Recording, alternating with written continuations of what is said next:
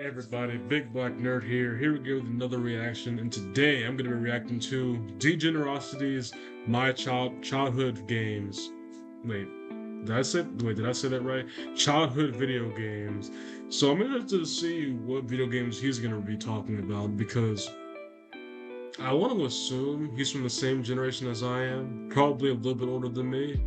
So I can only assume the games he's probably played as a child may be what I've played. So, hey, I guess we'll get into this. This guy's pretty funny and what he decides to go into.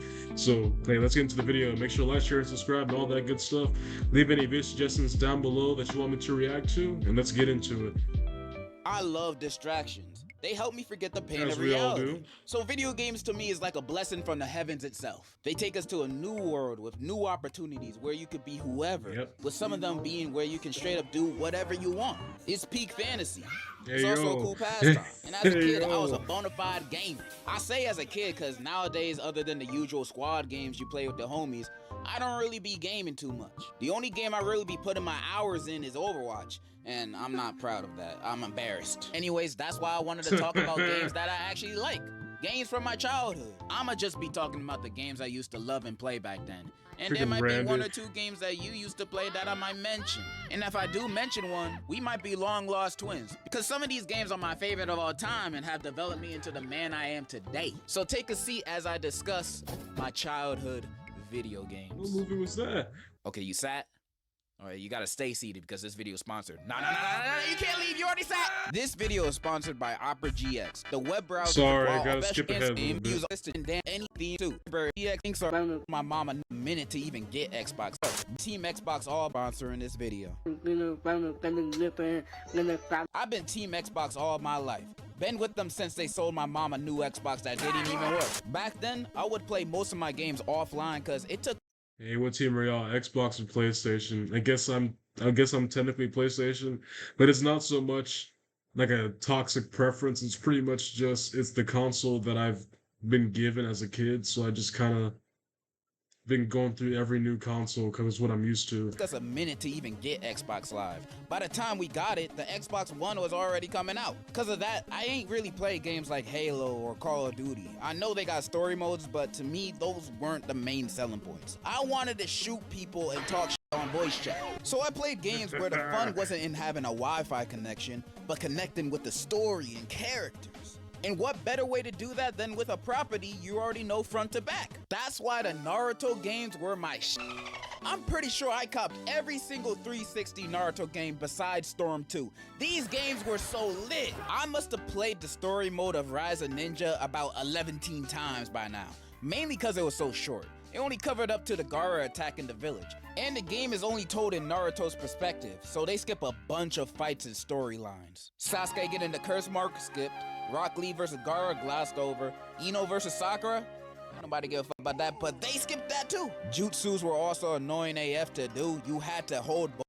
I think I've only ever played one of these games, and it was like offhandedly after like one of my friends just showed me it on their Switch one time. Both triggers and do some quick gymnastics with the sticks, holding it down. Thing almost gave me carpal tunnel. Half the missions are following rings, delivering scrolls, and going against these bum filler bandits.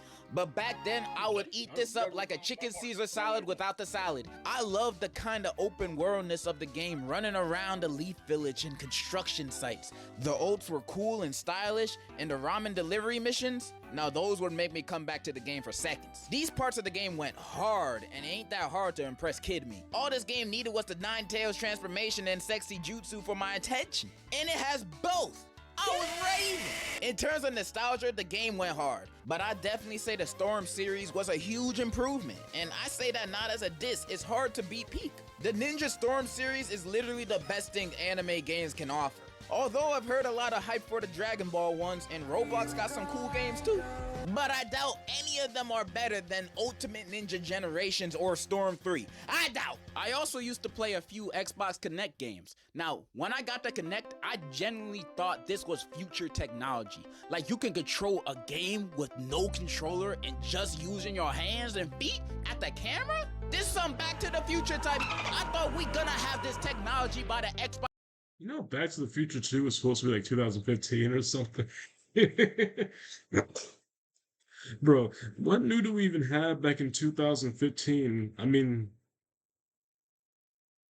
I guess you could say like hoverboards might have been a thing back then, but I don't even know really. Xbox 720. But here it was, right here. So then we got a few games. Connect Joyride and Connect Adventures. Joyride was so fun, connecting both my hands to the game steering. It felt like I was actually driving a real life car. Granted, I only had the demo, so I did one race and it kicked me out. But I played a race on repeat. Connect Adventures, now this was my favorite Connect game. It was a bunch of outdoor activities I think you'd see a Boy Scout do, like water rafting, wipeout, target practice, stuff you would expect. Played this all the time with my brothers. My favorite one of these mini games was the aquarium one, where you had to block the cracks of glass so you don't drown. And me in real life controlling this game, you'd think I'm a mime. Rafting was fun too, till I got to the parts where I have to jump, because the Connect would never pick up on me jumping. Every time I tried jumping, it just wouldn't register in game. Now I wasn't jumping too high, cause there's 5 other that lived with me, aka my family. And my room was upstairs. AKA Jumping my around too family. much or too loud. My mom might have come in and beat my ass for it. So I was doing a bunch of little jumps, you know? But even when no one was home and I was jumping as high as little old me could, the Connect still wouldn't pick it up. This was a problem for all my Connect games, which is why I fell off of it quickly. I had Sonic Free Riders Connect version, and I never finished a single race on that game because it straight up wouldn't connect my body to the Xbox. It wouldn't work, bro. I would try this multiple times and it never worked. And the game was Connect exclusive. You can't play this with a controller. You have Okay, that's kind of okay, that does kind of suck. Why is the game only Connect specific? That's not exactly a game. You know what? I feel like the Xbox Connect, I didn't play it, but I feel like it's one of those things where it sounds good on paper, but like the way the technology works for that specific game or like for that console, I don't think it's something that's like a surefire thing that could work. I mean, I guess they were trying to go with something like the Wii. But I think the Wii did it a lot better when it came to like movements and things like that. Because like even when you used to like use the little controller, like every small centimeter of movement your hand does, the freaking the freaking mouse thing starts spazzing out whenever you try to move it. So I think the Wii is definitely has it in terms of like the sensory thing that had it to use has. the Connect, and since that ain't work, the game was useless. It was with this, I realized I ain't want any more Connect games. My mom would say no to me asking for games all the time. I'm not gonna waste a few times she say yes on getting Kung Fu Panda 2 on Connect. I needed a real game. Luckily, one day, the heavens blessed me with not one, but a What we got? 4-in-1 disc game. The Sega Dreamcast Collection, Crazy Taxi, Space Channel 5 Part 2, Sonic Adventure, and Bass Pro Shop. Crazy Taxi was crazy. Okay, I know the Picking up Bass people one. that expect me to drive them across the entire city in 30 seconds. And if I'm 2 seconds late, they get out the car while I'm speeding doing 100 on the sidewalks. Like they need to get to this stop so bad they willing to break all their bones in their body. We was just going to the gas station. Bro, is this really part of the game? Bro, you know how much of a hurry you gotta be into to where if they don't get there the amount of time that you said, they'll hop out the car. And you saw the environment they were in. That had to have been like New York or something. You know they had to have died after jumping out of Are you that in a car. rush? But that's what made it fun. Going crazy in a car, hitting pedestrians with underwater? no consequences. Sounds like a drunk driver's dream. And little me was inspired by this. This was essentially my GTA before I knew what it was. Great game. If you don't play BD Joe in the game, I don't trust you. Sonic Adventure. I ain't gonna lie, I barely played it. I thought the game looked ugly, and I tried to get into it. I was a big fan of Sonic, which I'll get into later, but I couldn't gel with this game, bro. I hated the way the characters talked. The dialogue would sound so awkward. Their mouths were animated like they had dentures. And the music is great, but the music would be blasting over them talking, so you barely hear anything they're saying. Thank God for the subtitles. I'm sorry to all my fellow Sonic riders. I'm probably speaking straight blasphemy right now. I'm just saying what I thought as a kid. I'ma definitely play this game again in the future. Hopefully the next time I play it, it'll not. I don't know what's the last Sonic game that I've ever played. I want to say it was that. I think it was like that one where they tried to make Sonic into Mario Kart or something. But like if you're talking about like this, like a Sonic game that looks like this or whatever, It's probably that one where he turns into like a werewolf or something. I think maybe. Not Or it some could be sense like one into of me of those how truly or it could be like one of those old school Sonic games with like I think it was probably just like the first Sonic game or Sonic 2, one of great this those. game probably might be.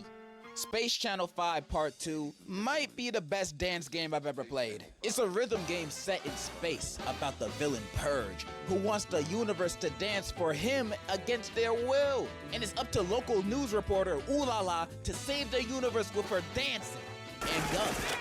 Space gun. And this game is so fun. The game having fun, wild levels going against alien plant monsters, battle of the bands, and did I mention Space Michael Jackson is a supporting character? And Space Michael Jackson is crazy. It's crazy. Okay, so I can tell what kind. I can probably guess what like time period this game there's a came out mission in. where you have to save him from Purge, and is actually voiced by Michael Jackson himself. This might be the best game of all time. The game is so colorful and stylish too. In the future, everybody got that shit on, bro. Nobody walks out their house with no sauce in this. This is a little bit of a spoiler, but the final battle of this game is probably the most fun I had with a final boss in a video game ever. You finally face Purge, he's freakier than ever, and it's like this one long song and dance battle. Purge and the setting keep changing, becoming more challenging. Then the final transformation battle happens, and it's so fun, bro. Words can't describe how fun this ending is. This is so good, bro. Really, the only complaint I have is that I wish it was longer, because you can legit beat this game in under 2 hours. But during that time, this game will have you dancing more than Nickelodeon Dance 2K edition. Space Channel 5 Part 2. It's up there with my favorites. And the Bass Fishing Bass Pro Shop game?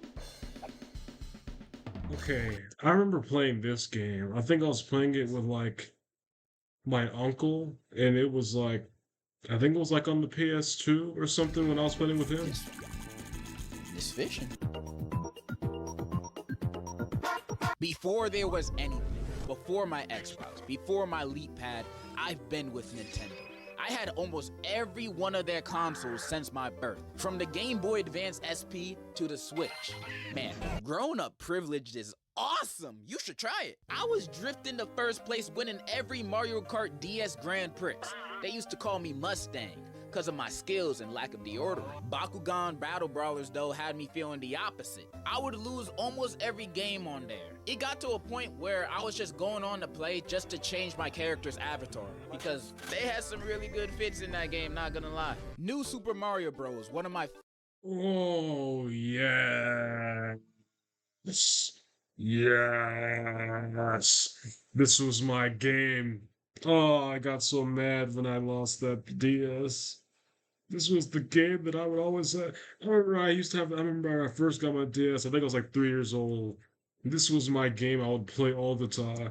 favorite DS games. The story and format is a lot like most mainline Mario games. Bowser's in the drought and Peach is the rainforest. So he kidnapped her and Mario gotta save her ass free of charge for like the 12th time. Levels were super fun, the boss fights were crazy, PD always had me tweaking with every replay. It's a really good play.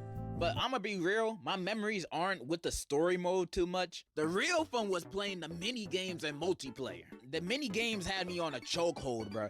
And when playing a multiplayer against my bros, I'd play harder than Prime Tyson. Danger Bob Danger, where I was avoiding a billion fast fireballs so I wouldn't blow, had me scratching my screen with my fingernails, making my bottom screen look like a cat fight happened on top of it. Puzzle Panel had me sweating cause I had no idea how to play this back then. I didn't get what panel I was gonna press. Like, how was I supposed to know which one to press? This is too much thinking for a 5-year-old. Wanted, my favorite mini game. This shit would have me locked in looking for Wario, Luigi, whoever big nose ass I was supposed to be looking for. I do my absolute best to find them as quickly as I can. Trying to get that time turned into nanoseconds. I ain't recorded then, but I bet on your grandma's soul I got the world record on this. Soon as I took a glance at who's wanted and I find them, I would beat my stylist on that bottom screen harder than I am.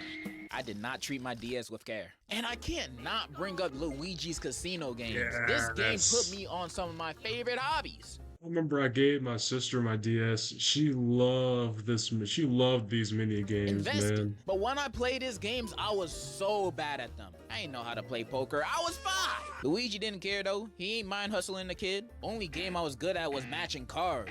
And ever since my losing streak against Luigi, I vowed to never lose in the casino ever again, no matter the game.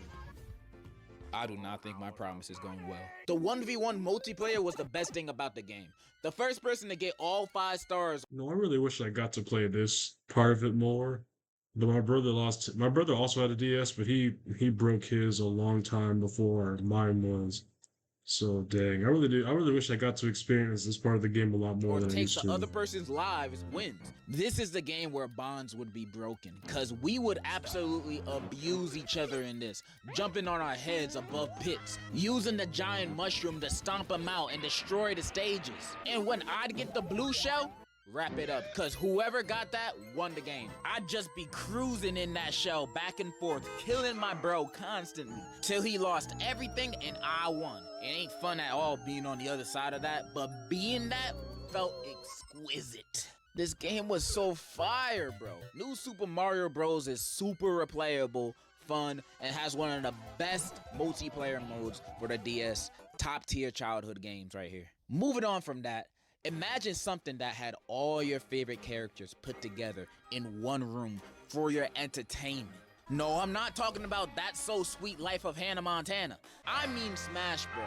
Smashing wasn't just a game, it was a lifestyle. I used to grind this game trying to be That's a crazy quote. That's a crazy the quote. best out of everyone around me. Even rock the Smash Bros cut at one point. My mains are Lucas, Palutena, and Isabella. This man did not just put freaking Harold as Lucas from Smash freaking. Bros cut at one point. My mains are Lucas, Palutena, and Isabella. And I'd spam the out of their moves. Freezing MFs, exploding MFs, and catching them like a fish. I was not a fun person to play with. Was I good? Let's not go too deep into that. We're talking about the good times here. I've been a part of this franchise since Brawl. Well, actually, I was playing Super Smash Flash before Yeah, that, we were meaning playing this Naruto and one. Blade, because I never owned a Wii. I waited for the Wii U to come out for me to actually play Brawl. And if Smash Flash was the game to pique my interest, then Brawl made me a lifetime fan of this franchise, because the story mode is a masterpiece. Everyone teaming up against Nintendo's most evil villains, Ganondorf, Bowser, Wario, Rob, to stop them from blowing up to smithereens. Like, the intro scene is the ancient minister blowing up a whole stadium full of people. The villains had no chill. They did not hold back. This is the scariest Wario had ever been. For the first time ever, he seemed like a real threat. When he's not in his pants, he knows how to put the fear in people, which made the mode even more exciting. The stakes were high. The story had me on an emotional roller coaster too. Crying on my hands and knees when Ness sacrificed himself to save Lucas, then going absolutely nuts when Rayquaza showed up, cause for a sec I thought he was gonna be a playable character. But nah, they strip teased me. Its stacked storytelling would completely distract me from the fact that it was pretty easy to beat. Yeah, so I don't know if I played the Mario story mode. I think I have, but I don't remember. This must be like an old Smash Bros. Story mode or something, because I don't It remember takes none of about this. 2.5 SpongeBob movies to complete, but the world for me is in a standstill when playing this. I wish every Smash game had a story as good as this one, or even had a story in general. World of Light was not it for me, cause it ain't about shit.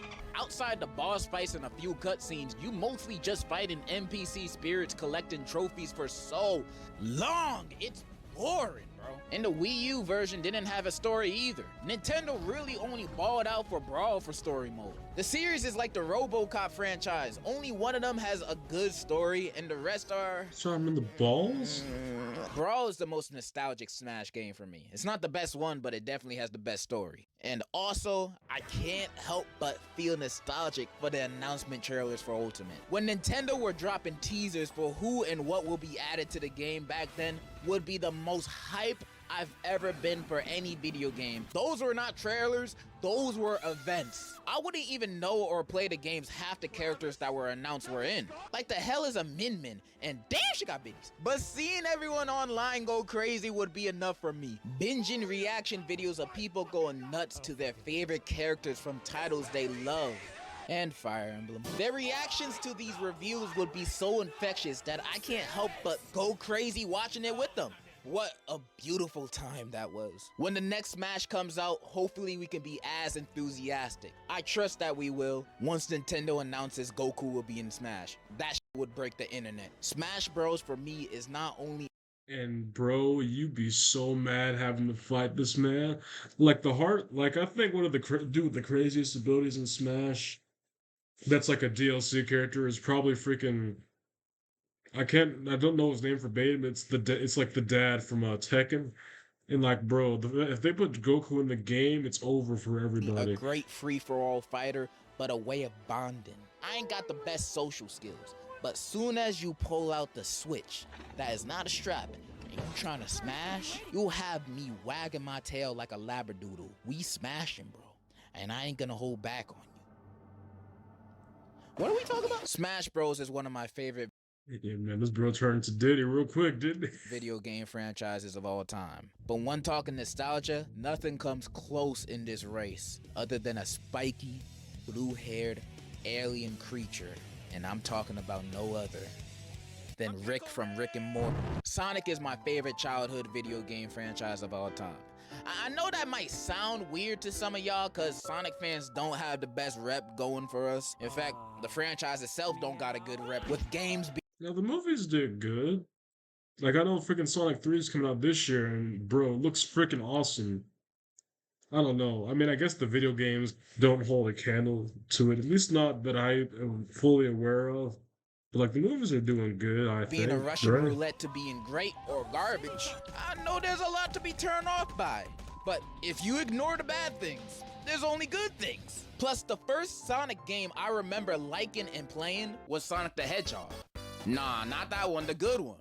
Yeah, that's what I'm talking about. This was one of the first 360 games I've ever played. Most of us know how infamous this game is. It's known as one of the worst Sonic games. The controls were bad. The camera was all over the place. Long loading screens that pop up all the time. Glitches everywhere. And just a terrible gaming experience. A terrible gaming experience if you're above the age of 7. And since I wasn't, when I played it, I loved it. I would play this all the time. I thought everything about this was so cool. The story being Dr. Eggman kidnaps Princess Elise to get her Chaos Emerald and to find out the secrets of the Flames of Disaster, also known as Iblis, so he can do his plan of world domination. And Sonic gotta stop him. But also, Silver comes from 200 years in the future, where the world is over. It looked like hell, and is completely taken over by Iblis. And Silver is told by a guy named Mephiles that the only way to stop this from happening is to kill Sonic. But that isn't true, because Mephiles is actually the other half of Iblis, and he's the bad guy. You can also play Bro, what is the story? Oh my! This is so much from a guy that doesn't really know that much Sonic lore. Like, what is the Mephiles, story? I thought, was such a cool villain. His character design went hard. His voice was deep and menacing. In my eyes then, that's all you needed to be evil. I thought the story and characters were engaging and interesting. Though even as a kid, seeing Elise kissing Sonic was a little weird, especially when seeing Amy. Like, his girls were right there, bro. Some of the levels were fun too. City Escape, my favorite. You sometimes get to ride an eagle and drive a car. Are y'all sold on this game yet? But I can't talk about this game without mentioning the glitches, cause they're legit everywhere. Walking upside down on loops, getting sent to space, whatever this is.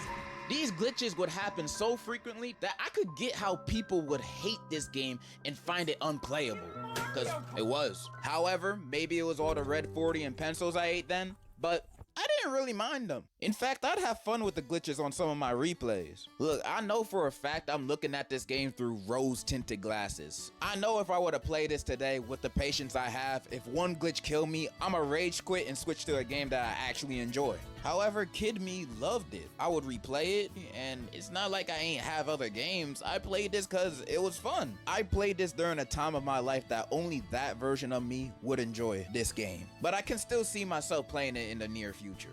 Project 06 version though. I'm not dealing with those loading screens. I loved Sonic 06. It turned me into a fan. So imagine how I felt when I played my first good Sonic game. Sonic Unleashed is my favorite Sonic game. Sonic turns into a werewolf. That's the Okay, I know this one. Because I remember like I saw like the disc, I saw like the video game casing for it. And like it just looked interesting to me as a kid. So I would always like ask if I could play this for my uncle. story. Take my money. The game also starts off with the best looking Sonic cutscene I've ever seen. This shit rivals Pixar. The levels were so zesty. In the daytime, you'd play as regular Sonic, blasting through stages almost effortlessly in a way I hadn't seen Sonic do. The nighttime, you'd switch to Werewolf Sonic. Although you were a lot slower, swinging and doing combos on those robots and dog things always felt satisfying. The boss fights are whoopee! They were a good mix of challenging while also being exciting. Besides this one, I hated it. When playing this, it was the best Sonic gaming experience I've had at that point. The cutscenes were great, the controls actually worked, and there are quick time events. Sensational. But easily my favorite part of Sonic Unleashed is this little nigga right here, Chip. Chip is a fairy bat hybrid, I think, who, when losing his memories after Sonic fell on top of him from falling from outer space, becomes his quirky comedic sidekick. For a lot of the game, he don't do much other than cracking jokes, handing out chocolate to people, and just being a vibe. That's all I needed out of him. We weren't just on a mission to get his memories back and defeat an Eggman. On this adventure, we have become friends, companions, and I never wanted it to end. Spoilers for Sonic Unleashed in 3, 2, 1. It ends, bro! After going to the temple to regain the Chaos Emerald's powers, Chip gets his memories back. And apparently, this dude is God. His real name is Light Gaia. His job is to protect the world from Dark Gaia. And for millions of years, Dark Gaia would get stronger to destroy the Earth, and Chip would rebuild it back over again. And since Eggman awakened Dark Gaia, he's gotta stop it from destroying the planet. So yeah, he's God. And when we're at the end game boss fight, they are facing Dark Gaia in an epic battle, with them. Bro, I really don't know this man's Sonic's storyline.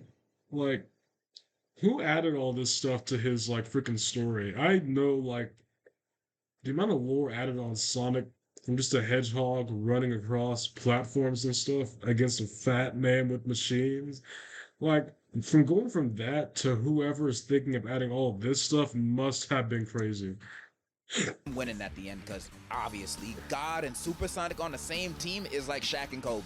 Might as well bench yourself when seeing them coming. But what I didn't see coming is Chip saving Sonic's life and staying behind at the Earth's core, and we watch him sink into the lava, seeing him for the last time.